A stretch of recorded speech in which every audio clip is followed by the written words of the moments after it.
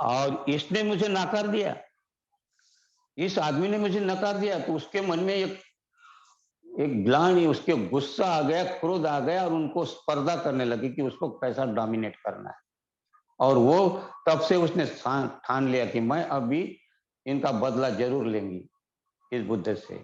और फिर उसने अपना बहुत ही खूबसूरत और भी अपने को श्रृंगारित करके वो राजा के पास गए। राजा जहाँ से जा रहे थे वहाँ गई, राजा की नज़र पड़ी, राजा ने उसको कहा कि राजा की जिसकी अच्छी नज़र पड़ती थी उस समय, उसको अगर कोई चीज़ अच्छी लगती तो वो रानी वगैरह बना लेते थे।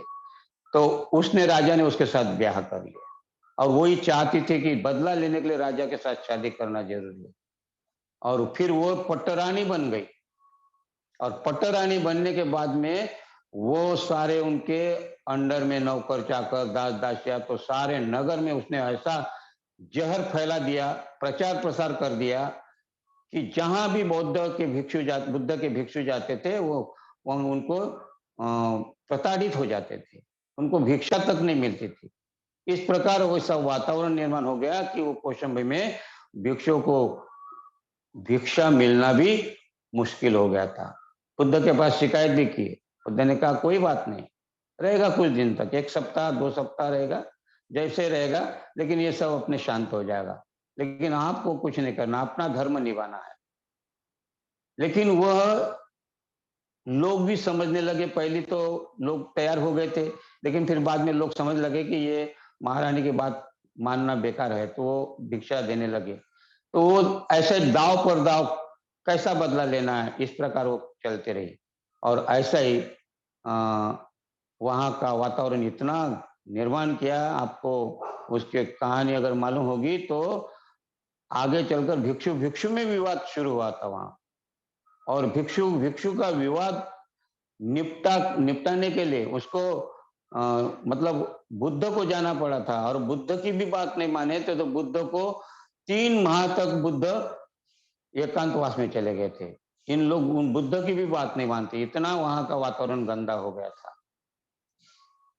लेकिन वहाँ के ये जो रानी थी, पटरानी, उसने जो बदला लेने के लिए बहुत कुछ कोशिश की और हर बार कोशिश करके कई बार मारने की कोशिश की अ, लेकिन वो अपने इरादे में कामयाब नहीं हुई, सफल नहीं हुई। अब दूसरी उसकी जो श्यामावती नाम की जो पत्नी थी, रानी थी, महाराज उदयन की, ये बुद्ध की उपासिका थी, बुद्ध उपासिका थी वो। बहुत ही उनकी श्रद्धा थी बुद्ध पर और वो कई किन प्रकार बुद्ध को मिलती थी, जाती थी। तो ये एकदम अगर ये बुद्ध की उपासिका थी और ये बुद्ध का बदला लेना चाहती तो दोनों में पहले ही अनबन शुरू हो गया। तो वो उसको भी मारना चाहती थी। उसको भी एक रानी को जो श्यामावती नाम की जो रानी थी जो पहले पट्टरानी थी, बाद में ये आने के बाद में पट्टरानी बनी। लेकिन श्यामावती को कोई फ़र्क नहीं पड़ा, कोई उसका द्वेष नहीं था, कोई क्रोध नहीं था क्योंकि वो बुद्ध की विचारधारा से चल रही थी। और ऐसे ही में उन्होंने 2-3 बार उनको मारने की कोशिश की, कामयाब नहीं हो पाई। लेकिन लेकिन एक बार कामयाब हो ही गई। उन्होंने 500 जो दास-दासियाँ, नौकर-चाकर जो भी उनके उपदेश सुनने के लिए जो आई थी सब, महिलाएँ दास-दासियाँ और वो महारानी जिनका नाम था श्यामावती, उनको जला डाला। उन्होंने उस दास-दासियों, नौकर-चाकर को जो भी सुनने आए थे सबको मार डाला, जला डाला और उसको मागंदिया ने उस श्यामावती को भी जला डाला। और जब ये बात राजा उदयन को पता चली कि इसने कारस्तान से ये ऐसी-ऐसी करती थी, तो उन्होंने उनको भी वैसी शिक्षा दी। कौन-सी शिक्षा दी?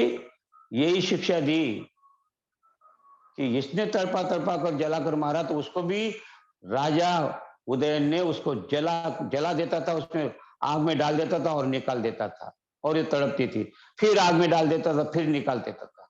इस प्रकार उसको भी और कहता था कि तूने किस प्रकार मेरे रानी श्यामावती जो प्रामाणिक थी उसको तुमने जला डाला, वो कितनी तड़पती होगी और उसके साथ में 500 इस नगर की दास-दासियाँ, नौकर-चाकर जो भी आते थे उनके साथ में दीक्षा दीक्षा लेने या शिक्षा लेने के लिए, तो उनको तूने मार डाला तो उनको कैसा लगता होगा, तो तेरे को भी शिक्षा मिलेगी। इसीलिए उसको बार बार आग में डालता था और निकालता था, आग में डालता था निकालता था, और तड़पा तड़पा कर उसको भी मार डाला। और ये जब बातें पता चली भिक्षुओं को, भिक्षुओं ने देखा तो बुद्ध के पास में गए और बुद्ध के पास में जाकर कहा इतिहास कि भगवान ऐसा ऐसा हुआ। तब भगवान कहते, 3 गाथा में बताते हो बुद्ध अपने भिक्षु को कि ये जो है आदमी के अंदर ईर्ष्या, आदमी के अंदर जो द्वेष, ये कैसा क्यों पनपता है, तो ये अजागृति के कारण पनपता है। और तब बुद्ध धम्मपद की गाथा, 3 गाथा कहते। तो पहली गाथा कहते, अपमादो अमतं पदं पमादो मच्युनो पदं अपमत्ता न मीयंती ये पमत्ता यथा मता। तो भिक्षुओं, ये क्यों हो गया, ऐसा क्यों होता है कि आदमी अजागृति के कारण इस प्रकार का कार्य करता है, अजागृति के कारण। और ये अजागृति, तो बुद्ध कहते अपमादो अमतं पदं पमादो मच्चुनो पदं। पमाद अर्थात बेहोशी, पमाद अर्थात अजागृत, और मच्चुनो, मच्चु माने मौत। तो क्या कहते हैं, पमादो मच्चुनो पदं, अर्थात ये जो अजागृति है, ये बेहोशी है, ये मौत के समान है, मुर्दे के समान है, मरे समान है। और अपमादो अमतं पदं, अपमाद का अर्थ होता है होश में आना। अपमाद का अर्थ होता है कि होश में आना, अर्थात जागृत रहना। तो जागृति ये अमृत पद है, जागृति अमृत पद है। तो अमृत का अर्थ कोई रस नहीं है, कोई पी लिया और वो अमर हो जाएगा, ऐसा नहीं। अमृत, मृत माने मौत, मरा हुआ, और अ माने कभी नहीं मरता। तो जो कभी नहीं मरता, बुद्ध भी आज गए हैं, 2500 वर्ष हो गए, लेकिन नहीं मरे अभी तक, हमारे अंदर जिंदे है अभी भी। इसी प्रकार बुद्ध कहते हैं कि अपमादं अमतं पदं, अर्थात अमृत पद है, लेकिन लेकिन अजागृति, बेहोशी, ये क्या है, मौत के समान है, मुर्दे के समान है। जैसे मुर्दा अगर है तो उसको कुछ मारे पीटे कुछ भी करे तो कोई फर्क नहीं पड़ता, लेकिन जो जिंदे है, अमृत अर्थात अमर है, जिनका नाम होता है, बुद्ध यहां से शुरुआत करते हैं। फिर क्या कहते हैं, अपमत्ता न मीयंती। अपमत्ता अर्थात जागृत, जो जागृत रहता है, अपमत्ता यानी जो जागृत रहता है, न मीयंती, मीयंती मैंने कभी नहीं मरता, जागृत आदमी कभी नहीं मरता, न मीयंती मैंने मरता, और न मैंने नहीं मरता। तो बुद्ध कहते हैं कि अपमा जो जागृत है वो कभी नहीं मरता, और पमादो अपमत्ता न मीयंती ये पमत्ता यथा मता।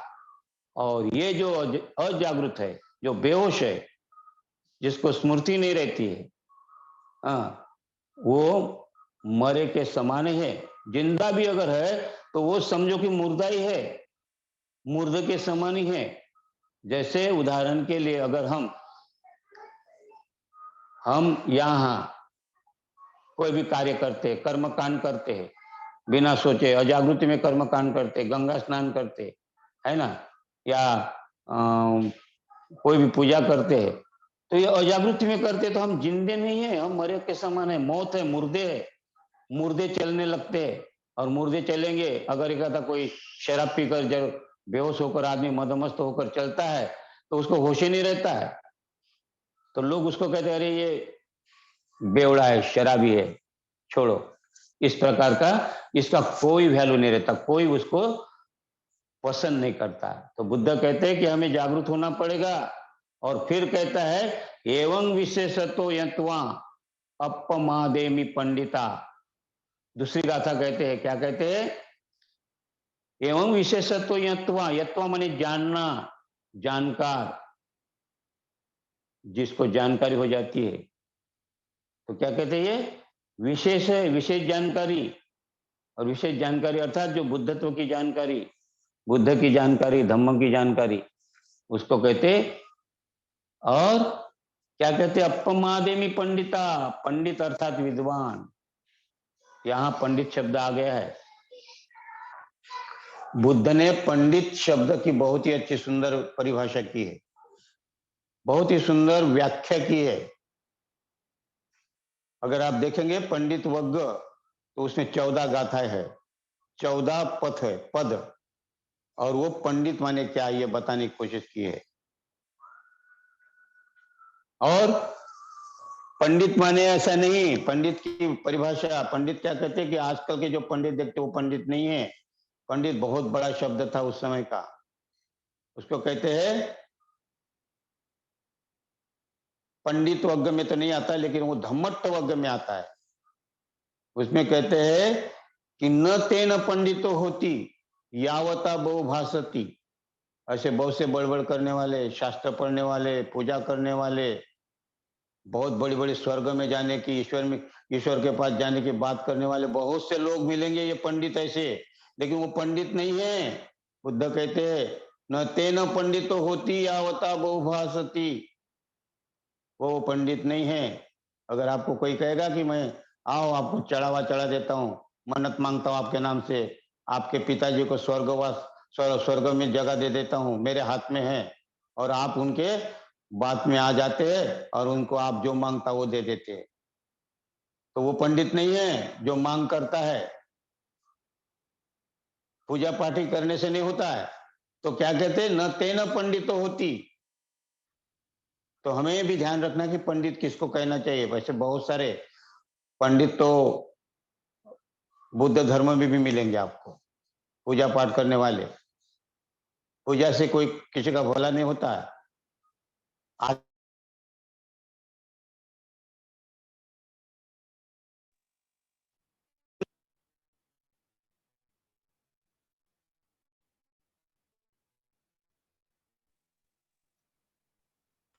आवाज नहीं आ रही धम्माचार्य जी, धम्माचार्य आवाज नहीं आ रही। माइक खोलिए नागरतन जी, आवाज नहीं आ रही है।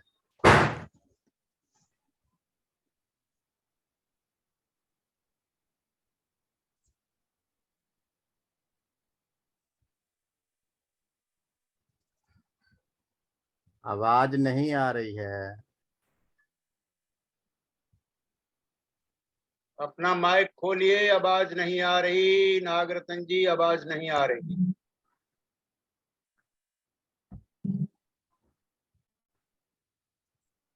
नागरतन जी माइक खोलिए, आवाज नहीं आ रही है।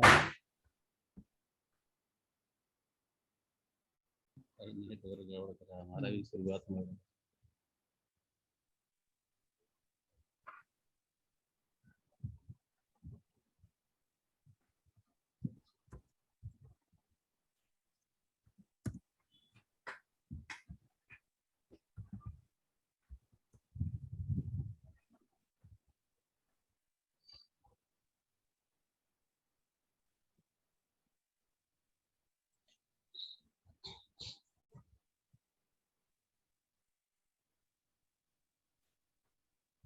नागरतन जी लीड हटा दीजिए, माइक आवाज नहीं आ रही आपकी, हटा। शायद आपका जो लीड में है ना, वो बैटरी खत्म हो रही है, आवाज नहीं आ रही है, नहीं आ रही है,